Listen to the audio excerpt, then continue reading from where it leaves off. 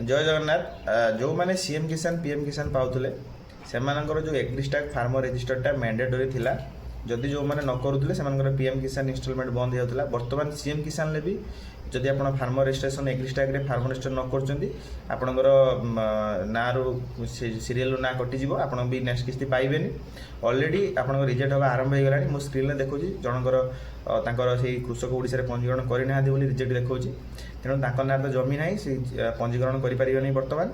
तेरे बर्तमान से सीएम किसान पीएम किसान पाइपर किंतु जो भाई भाई मानकर निज ना जमी पट्टा अच्छी एग्री फार्मर एग्रीस्टाक पंजीकरण करना जल्दी जल्दी जाकि ब्लॉक रे किंबा आप निकटस्थ जनसेवा केन्द्र किंबा जो व्हाट्सएप नंबर शो हो नंबर भी आमको मेसेज करूँ आम रजिस्ट्रेशन करके रजिस्ट्रेशन